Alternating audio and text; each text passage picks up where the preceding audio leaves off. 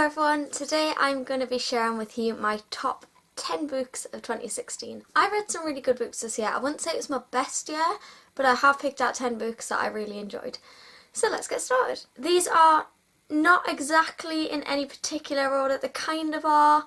Like, I've kept the best ones until last, so that's kind of how I worked it, but it's a rough lineup.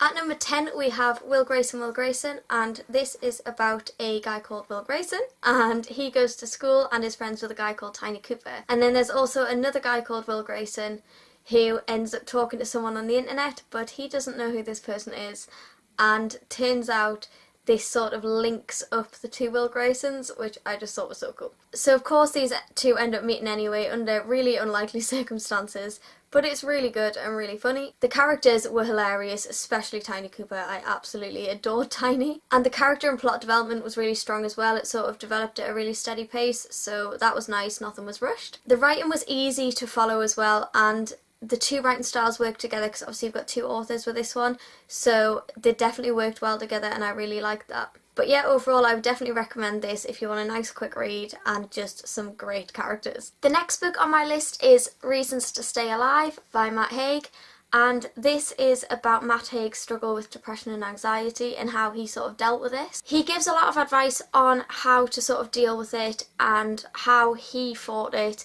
and although he did fight it, he didn't always succeed. There was a lot of struggles throughout, so he didn't make it unrealistic at all. It was very, very realistic. He tells some stories of his life with anxiety and depression and how these stories sort of built him up to who he is now. He also says that family and friends were a great help to him, and a lot of the time talking is the best medicine. And it's the one thing that people tend to be scared of doing when going through a difficult time, but it is generally the best thing to do. I really enjoyed reading this because I found a lot of the things quite realistic and relatable as well, and it also put a positive aspect to each of the negatives, which I really like, and I have tried to do that in the past, and it really does help. There were so many quotes throughout this book as well which really I agreed with and I related to, and they were just so positive and upbeat, and they really generally helped you get into a positive mind frame rather than a sort of negative mind frame or just a low mood really. I think this book could help a lot of people, and if you know of anyone suffering with anxiety or depression, or you do it yourself, then I definitely recommend it because it's worth a read. If it helps you, great. If it doesn't, that's okay. It's, you know, it might not help everyone, but it did help me get into a more positive mind frame, so that is brilliant. At number 8 we have Carry On by Rainbow Rowell, and this is about Simon who moves from his care home into a magical school and lives in the dorms there, and there he meets Baz, who he lives with, and Baz ends up being a vampire.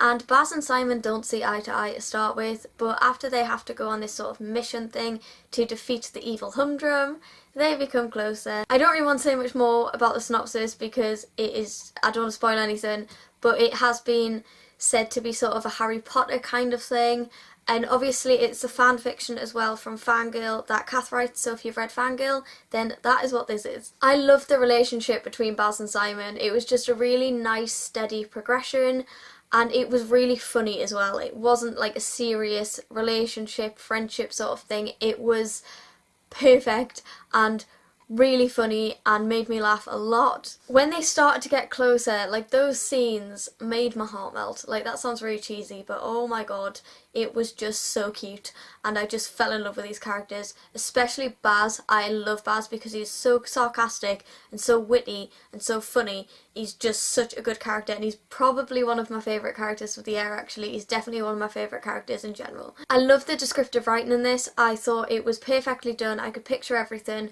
and also the plot development and character development was really good as well. It was built up really nicely, and I really felt like I got to know the characters as the story went along, because sometimes you read books and you still don't think you know the characters by the end. This is not like that. You do know the characters. So that is at number 8. At number 7 we have Ready Player One by Ernest Cline. This is a book I never expected to be on a top 10 because it is sci-fi and gaming and basically everything I don't particularly like. However, I really like this book. This is about a guy called Wade who ends up in this video game and basically has to play his way through this video game, opening gates and doing challenges along the way, and this is to win a massive prize at the end of it. I don't really want to say much more because I think you've just got to read it because it is so good. It has got a lot of hype anyway, and it's definitely worth the hype. If I like it and I don't like sci-fi and gaming, really, trust me on this, it's good. I am so glad my boyfriend got me to read this because I would have never picked it up if it wasn't for him saying, no, you've got to read this book, it's really good. And Ryan doesn't read much, and he read that and he was like, it's so good, you need to read it.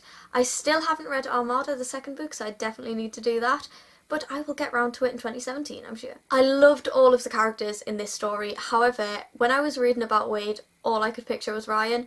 It was so funny because I was reading it and I was like, this is just Ryan in a book. It was really, really odd, but I did still really enjoy reading about the characters. The world was really well developed and it was really easy to understand as well, and that's what I find difficult in sci-fi a lot of the time. I find it difficult to follow, so it was nice for me to be able to read a sci-fi and understand it because that never usually happens. And because of that, it has actually made me a lot more interested in reading sci-fi because honestly, sci-fi is not one of the kind of genres I would pick up normally, but it's encouraged me to try and pick up more, so it's done its job. At number 6 we have Saga Volume 1 by Brian K. Vaughan and Fiona Staples. I read this during the Bout of Books readathon in August and absolutely adored it. Again, sci-fi. I cannot believe I have 2 sci-fi reads on my top 10 this year. I would have never have expected that. I wouldn't have expected 1, never mind 2. However, this gets hyped a lot and I completely understand why. If you don't know what Saga is about, this is about a family trying to find their place in the world in the middle of a galactic war. And they are actually from opposite sides, so they weren't meant to fall in love, but they've also got a child as well. So everything they're not meant to do, they've done. So because of this, they have a lot of people after them, a lot of enemies, and it's them trying to fight off the enemies and settle down. The characters are just developed so well, and even the villains, I really liked the villains because they were good villains, as in like, they were so bad they were really good to read about. Does that make sense? I know what I mean. I hope you know what I mean. The dialogue throughout this was really powerful and it kept me engaged the whole way through. I flew through this. I know it's a graphic novel, so naturally you're gonna read it quickly, but I never expected to fly through this with it being sci-fi, and I did. The story was just so fast-paced and it kept me engaged. I never got bored. I was just constantly turning the pages. I was like, I need to know what happens, I need to know what happens. And then after reading this, I actually picked up volume 2 very soon after because I just needed to keep reading. And of course the illustrations in this are just gorgeous. I absolutely love them. So there's like a page you can sort of see there where the illustrations are really colourful and they're just really vibrant, and that really helps me because it keeps me engaged and also helps me follow the story as well, because sometimes, like I said, sci-fi is hard for me to follow, but these really helped with that. So that's at number 6. At number 5 we have Fantastic Beasts and Where to Find Them, and this is the screenplay to the film, and I adored the film. I have talked about this so much recently, so I'm not going to talk about it for long because I'm going to start annoying people. However, I just love this. This is about Newt Scamander who goes to America and ends up letting loose some creatures in America accidentally, and it's just really funny. But Newt is funny, like the story's not funny.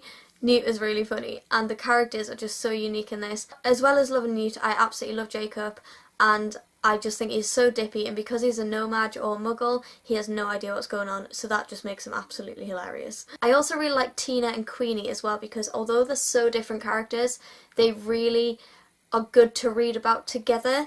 I just found because they sort of contrast each other so much, it's nice to read about them when they're together. And of course it's a screenplay, so you get to read about the camera angles and the edits and the locations and things within the descriptions rather than within the dialogue as well.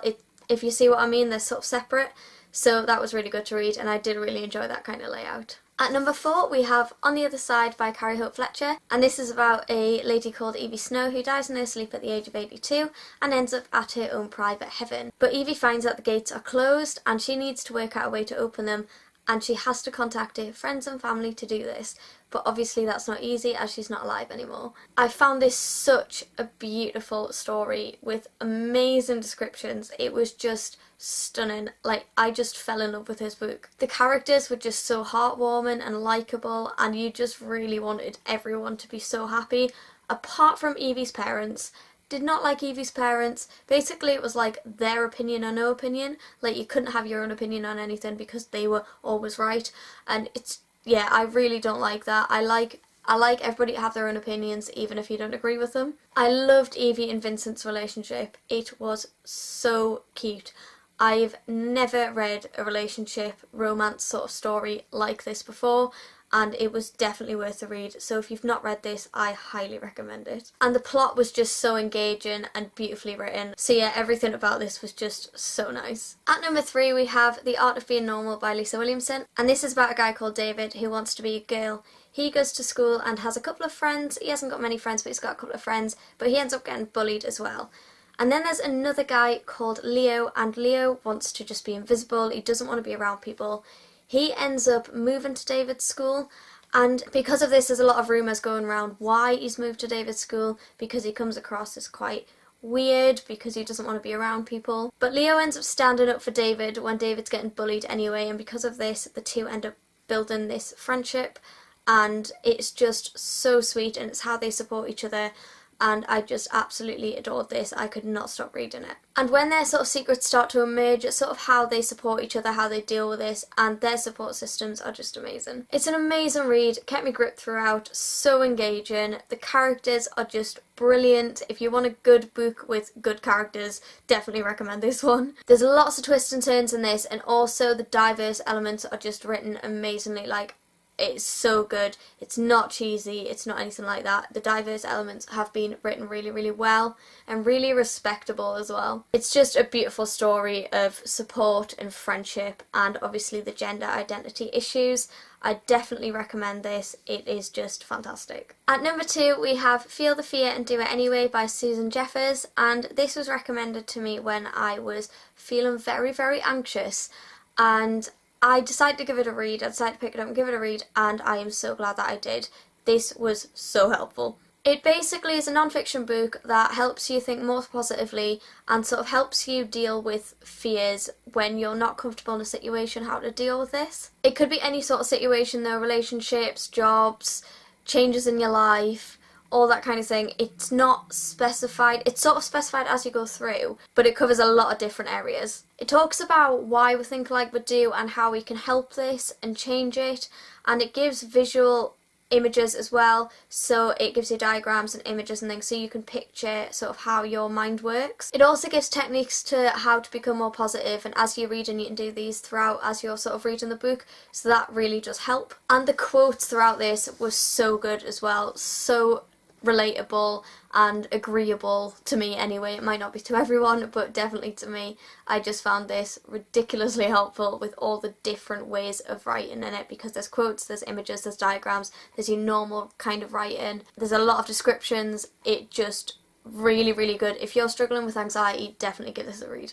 Because of all the techniques and things, this made this book really interactive. It was so good because you didn't just sort of read the book and then it was over. You could read it and you could test some things out, and it was just very, very helpful in that kind of aspect. The writing was really easy to understand, and that kept me engaged completely, because sometimes with non-fiction I find my mind wandering, whereas this I didn't at all. I was just constantly reading and I read this so quickly. It's definitely a one I would come back to, and I would recommend as well that if you've got anxiety issues or you've got low self-confidence, anything like that, I definitely recommend this. It was just really, really good. And finally, at number 1 we have Me Before You by Jojo Moyes. Obviously the film came out to this year as well, and I really enjoyed that too. This is about Lou, who has a good life. She's quite happy with her life, apart from she's not sure she still loves her boyfriend.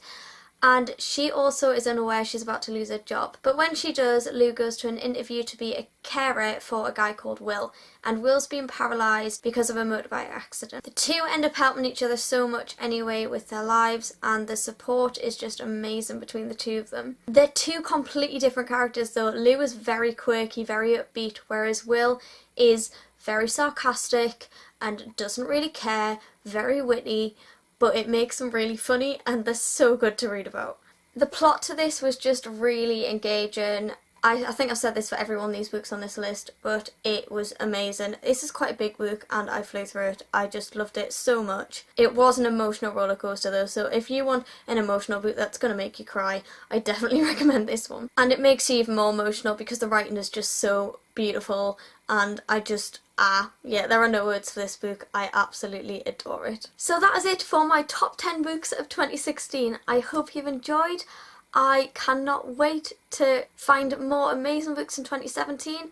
Let me know what your favourite book of 2016 has been, as I'd love to know. If you've enjoyed the video, don't forget to give it a thumbs up and subscribe as always, and I will see you all in my next video very soon.